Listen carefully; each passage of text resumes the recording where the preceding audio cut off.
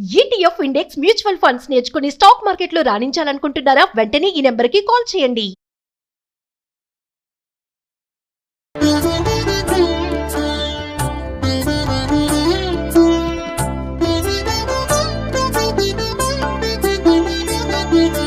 నమస్కారం. మాఘపురాణం 21వ అధ్యాయంలోకి వచ్చాం. ముందు అధ్యాయంలో మహేశ్వర బ్రహ్మలిద్దరూ నేను గొప్ప అంటే నేను గొప్ప అని వాదించుకున్నారని, వాళ్ళని సమాధానపరచడానికి భగవంతుడైన విష్ణుమూర్తి విరాట్ స్వరూపంతో వాళ్ళని సమాధానపరిచే ప్రయత్నం చేశారు. బ్రహ్మదేవుని సమాధానపరిచారు. ఇప్పుడు శివుడి దగ్గరకు వచ్చారు. ఈ అధ్యాయంలో ఈ మహావిష్ణువు చేసిన శివ ప్రశంస, నారదుని శివస్థుతి ఉన్నాయి. అంటే ఇప్పుడు ఇవన్నీ మామూలుగా మనం చూడండి, లలితా శాస్త్రం హైగ్రీవ అగస్త్య సంవాదే అని చెప్తాం. హైగ్రీవుడు అగస్త్యులు సంవాదంలో దీని గురించి ఇది చెప్పబడింది అని లలితా సహస్రం. త్రిశతి కూడా అంతే. తర్వాత ఏమో మన ఖడ్గమాల వాళ్ళెవరో ఇద్దరు మాట్లాడుకుంటున్నప్పుడు ఈ స్తోత్రాన్ని గురించి చెప్పారు. ఈ ప్రస్తుతం మనం చదువుతున్న మాఘపురాణం పద్మపురాణంలోంచి తీసుకోబడింది. పద్మపురాణంలో ఈ స్తోత్రాలన్నీ కనపడతాయి. విష్ణువు చేసిన శివస్థుతి, నారదుడు చేసిన శివస్థుతి, నారదుడు చేసిన విష్ణుస్థుతి, తర్వాత మార్కండేయాదులు చేసినటువంటి విష్ణుస్థుతి, అట్లా చాలా స్థుతులు కనిపిస్తాయండి. కొన్ని ప్రఖ్యాతంగా బయటకు వచ్చినవే మనం చదువుకుంటూ ఉంటాం.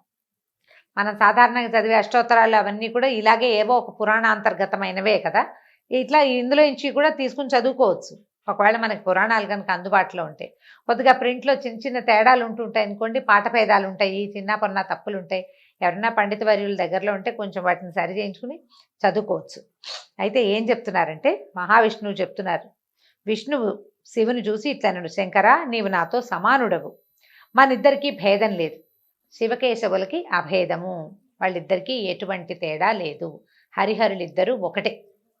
నా వలనే నీవు సర్వ పూజ్యుడవు, సర్వ వ్యాపకుడవు, సర్వోత్తముడవు, అందరిలోకి ఉత్తముడివి, సర్వవ్యాపివి, సర్వాత్మకుడవు సుమా అని ఇట్లా స్తుతించాడు.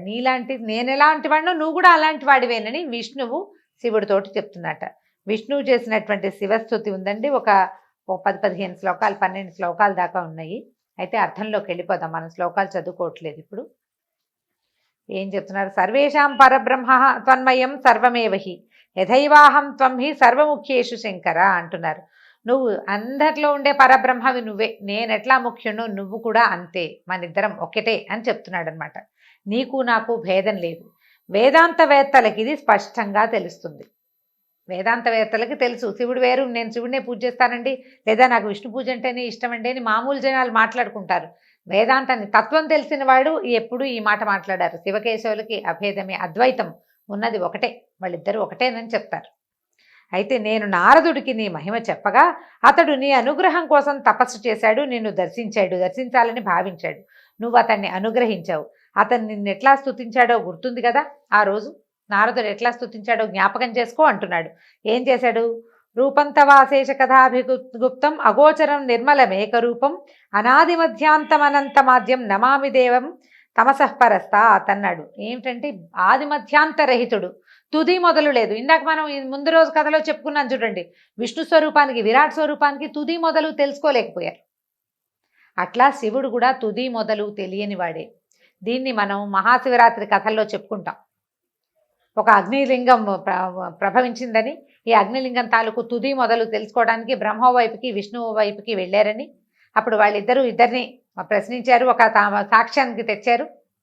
మొగలి పువ్వు తలూపింది, ఆవు తలతో తలూపి తోకతోటి తప్పు కాదు, అబద్ధం అని చెప్పిందని, అంచేతే మొగలి పువ్వుకి పూజార్హత లేదని, ఆవుకి ముఖానికంటే గోపృష్ఠానికే విలువ ఎక్కువని మనం ఇలాంటి కథ వింటూ ఉంటాం. అదే విషయాన్ని ఇక్కడ ఇలాగ విష్ణు రూపంగా చెప్పబడింది అనమాట. విష్ణు రూపంగా చెప్పబడినా శివరూపంగా చెప్పబడినా ఏ తేడా లేదు. భగవద్ శక్తి, భగవన్ మాయ ఒకటే, మూల శక్తి ఒకటేనని తెలుసుకోవాలి మనం. అయితే ఏం చెప్తున్నారు? ఇలాంటి శ్లోకాలు ఆ నారదుడు చేశాడనమాట. ఇలాంటి స్తుతి, ఇట్లా భగవంతుడిని విష్ణుమూర్తిని ఎలా తెలుసుకోలేమో అలాగే శివుడి తాలూకు ఆద్యంతాలు తెలుసుకోలేము. భగవంతుడు అన్ని చోట్ల ఉంటాడు, ఆది మధ్య అంతము లేనివాడు. శివుడికి లేదు, విష్ణువుకి లేదు. భగవత్ శక్తికి తుది మొదలు లేవు. మనం ఆ మాయలో ఉండే రకరకాల కోట్ల కొద్ది అణువుల్లో మనం కూడా ఒక అణువు, ఒక పరమాణువులం మనం. అది తెలుసుకోవాలంతే. అప్పుడు శంకర, నారదుడు చేసిన అమోఘమైన ఈ స్తుతిని విని నీవు మిక్కిలి సంతోషించితివి. మునులందరూ కూడా ఈ స్తోత్రాన్నే చదువుతూ నిన్ను సేవించారు కదా. కావున నీకు నాకు బ్రహ్మకు భేదము లేదు. మనకి భేదం ఉందని తలుస్తూ అనుకుంటూ మూడులు నరకాల్లో పడతారు సుమా అని నా శ్రీమన్నారాయణుడు అంతర్ధానాన్ని చెందాడు. బ్రహ్మ విష్ణు మహేశ్వరులు ముగ్గురు వేరువేరు భాగాలని, ఆయన పూజిస్తే అదని, ఈయన పూజిస్తే ఇదని, ఈయన ఇంకోటని, అలాంటి భావాల్లో ఉన్న వాళ్ళంతా మూర్ఖులంతా నరకంలో పడతారు, అది పెద్ద పాపం అని చెప్పి భగవానుడు అంతర్ధానం అయిపోయాడు. అయితే ఇప్పుడు చెప్తున్నారు, జన్హు మహర్షి కృత్స్నపద మహర్షి మాట్లాడుకుంటున్న సంభాషణల్లో ఇది వచ్చిందనమాట. విష్ణువు ఈ విధంగా రజస్తమో గుణభేదం వల్ల వివాదపడిన బ్రహ్మను శివుని శాంతపరిచి లోకములకు ఈ విషయాన్ని ఈ విధంగా తెలియజేశారు. వస్తుతః ముగ్గురికి భేదం లేకున్నా కూడా భేదం ఉన్నదని తలచి వాదించు అహంకార పండితుల కొరకే ఈ సంఘటన జరిగినది. మాఘమాస వ్రతమును ఆచరించువారు ఈ విషయాన్ని తప్పక గ్రహించవలెను. అజ్ఞానము చేత ఆలోచించి దోషమునకు ఒడిగట్టరాదు. కావున బుద్ధిమంతులు సత్వగుణ ప్రధానుడై సర్వాత్మకుడైన విష్ణువునే భావించి జ్ఞానులై ముక్తినందవలను.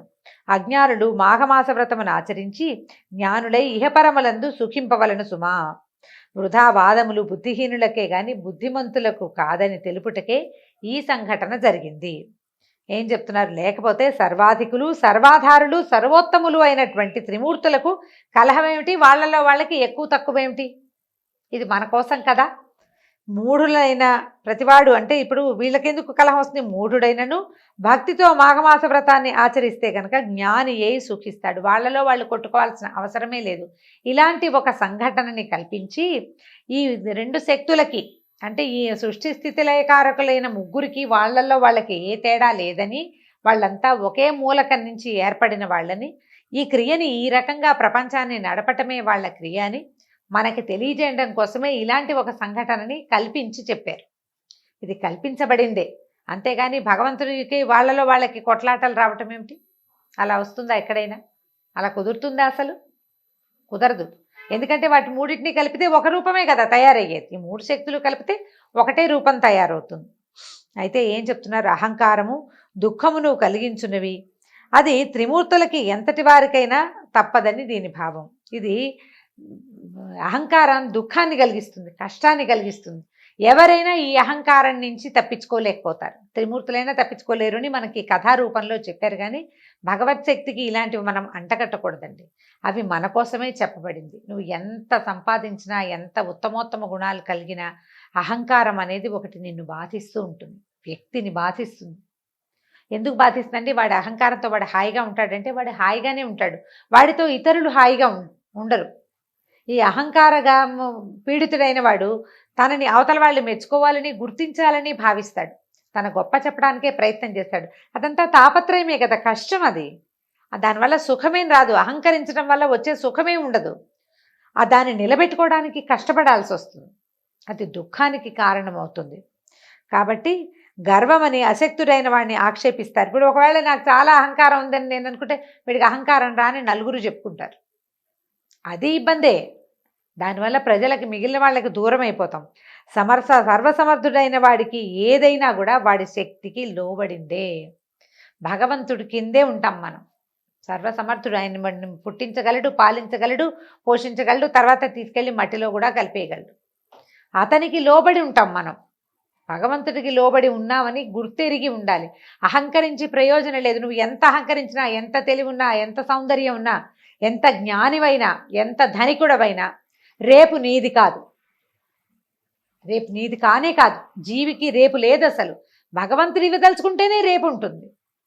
మనని ఎవడు పాలించి పోషించి లయం చేస్తాడో వాడు ఒప్పుకోవాలి, వాడివ్వాలి రేపటి రోజుని మనకి.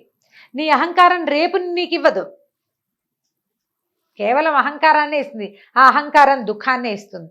నీకు రేపుని, నీకు భవిష్యత్తుని, నీకు ఇంకో కొద్ది రోజులు ఇక్కడ ఉండే అవకాశాన్ని భగవంతుడు ఇవ్వగలడు. కానీ నువ్వు ఎక్కడా కొనుక్కురాలేవు. నువ్వు ఏ శక్తితోటి దాన్ని సంపాదించుకోలేవు. నువ్వు దేంతో సంపాదించుకోగలుగుతావు?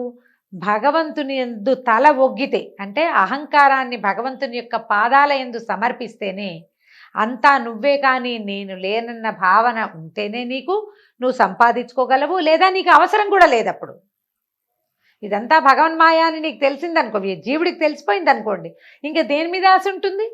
భగవంతుడి మీద తప్పిస్తే దేని మీద ఆశ ఉండదు. ఉన్నా లే రేపొద్దున లేకపోయినా మనకి ప్రయోజనమే లేదు. ఇహ అహంకారానికి తావేది? భగవంతుడే ఉన్నాడు. కేవలము భగవంతుడే ఉంటాడు. అహంకారానికి ఎటువంటి తావు ఇంకా అందులో ఉండదు. మొదట అహాన్ని పక్కన పెట్టి భగవంతుడిని తెలుసుకునే ప్రయత్నం చేయాలి ఎవరైనా. దానికి ఏం చెప్తున్నారు? పరమాత్మకి అహంకారం ఎట్లా ఉంటుంది? ఉండదు. ఏదైనా ఆయన్ని మించింది అసలు లేనే లేదు. ఇది నేను గ్రేట్ అంటానికి ఇంకోడెవడో ఉండాలి పైన. ఇంకోడెవడున్నాడు? భగవంతుడికి పైన ఏం లేదు. సమస్తము ఆయనదే. అతడే ఈ ప్రపంచమంతా ఆక్రమించి ఉన్నాడు ప్రతి చోటాను. అయితే జ్ఞానం కలగాలని, మనకు తెలియాలని భగవంతుడే ఇట్లాంటి సంఘటనని ఏర్పరిచి మనలాంటి మూర్ఖులకు, మూఢులకు, అజ్ఞానులకు, మానవులకు అహంకారము కూడదని తెలియజేశాడు. కాబట్టి గర్వమును, సిగ్గును, అభిమానాన్ని విడిచి బుద్ధిమంతుడు మాఘమాస వ్రతాన్ని ఆచరించి విష్ణు కథలను విని తరింపవలెను. నాకు చాలా ఉంది, నాకు ఇంకే కావాలి, నేనెందుకు మాఘమాస వ్రతం చేయాలి అనే గర్వానికి పోకూడదు. బాబోయ్ ఈ వ్రతాలు అవి చేస్తే చుట్టుపక్కల వాళ్ళంతా ఏమనుకుంటారో అని సిగ్గుపడకూడదు, అభిమానపడకూడదు. ఎవరు చేయకపోతే నేను ఒకడినే చేస్తే ఎలాగా, మన చుట్టుపక్కల వాళ్ళు ఎవరు చేయరు, నేను ఒకదాన్ని ఏకాదశి ఉపవాసం ఉంటే మా తోడుకోడళ్ళు అందరూ నవ్వుతారు, నీకు చాదస్తం అంటారు, లాంటి అభిమానాలకి పోకూడదు. నీకు అర్థమైంది నువ్వు చెయ్యి. వాళ్ళకి అర్థమైనప్పుడు వాళ్ళకి తెలుస్తుంది. ఎవడి కనువిప్పు వాడిదే కదా. భగవంతుని తెలుసుకోవడం కూడా ఎవడిది వాడిదే. అలాగే ఇలాంటి భావాలకి లోనయ్యి వ్రతాలు మానకండి. మాఘమాసాది వ్రతాలని ఆచరించండి. ఆచరించి విష్ణు కథని విని తరించాలట. యథాశక్తి దానాన్ని ఆచరించి సాటివారి యందు ప్రేమను చూపుచూ సర్వాత్మకుని దయా విశేషమును పొందవలను. భగవంతుని యొక్క దయా విశేషాన్ని పొందు. నువ్వు సాటివారి పట్ల దయ చూపించావంటే భగవంతుని పట్ల దయ చూపిస్తున్నట్టు. ఎందుకంటే నీలోనూ ఎదుటి సాటివాడిలోనూ ఉన్నది భగవంతుడే. నువ్వు అతడి మీద జాలి పడ్డావంటే భగవంతుని పట్ల జాలి, ప్రేమ కలిగి ఉన్నావని అర్థం. అది ఆయనకి నచ్చుతుంది. అయితే అని ఈ కృత్స్నపద మహర్షి జన్మునికి మాఘమాస మహత్యాన్ని, భగవన్ మహిమని బోధించాడట. అయితే ఇప్పుడు ఇలాంటి రకరకాల కథలతోటి బ్రహ్మ విష్ణు మహేశ్వరులు కొట్టుకున్నారు, లేదా విష్ణువు మహేశ్వరుడు పోట్లాడుకున్నారు. ఇవన్నీ కూడా ఈ కథల రూపంలో మనకు తెలియచేయటానికి ప్రధానమైన కారణం నిజంగా వాళ్ళు కొట్టుకున్నారని కాదండి. ఇలాంటి ఆవేశాలకి లోనవద్దు. భగవన్మాయని తెలుసుకుని గుర్తెరిగి ప్రవర్తించండి. మీకు ఈ వ్రతం చెయ్యి, ఈ పూజ చెయ్యి, ఇది మంచిది అని పూర్వకాలం నుంచి ఆనుచానంగా వస్తున్నటువంటి కొన్నిటినైనా అవి మన ఆరోగ్యానికి మంచివని, ఈ సమయానుకూలమైనవని అయినా భావించైనా సరే వాటిని ఆచరిస్తూ ఉంటే మనకి జరగవలసినటువంటి కర్మక్షయం జరుగుతుంది. మనం జీవితంలో ముందుకెళ్ళటానికి, లేదా ఇహంలో కాకపోతే పరంలో అయినా సుఖ సంతోషాలనైనా పొందగలుగుతామని తెలుసుకోవాలి. దీంతో 21వ అధ్యాయం పూర్తయిందండి. రేపు 22వ అధ్యాయంతో మళ్ళీ కలుసుకుందాం. నమస్కారం.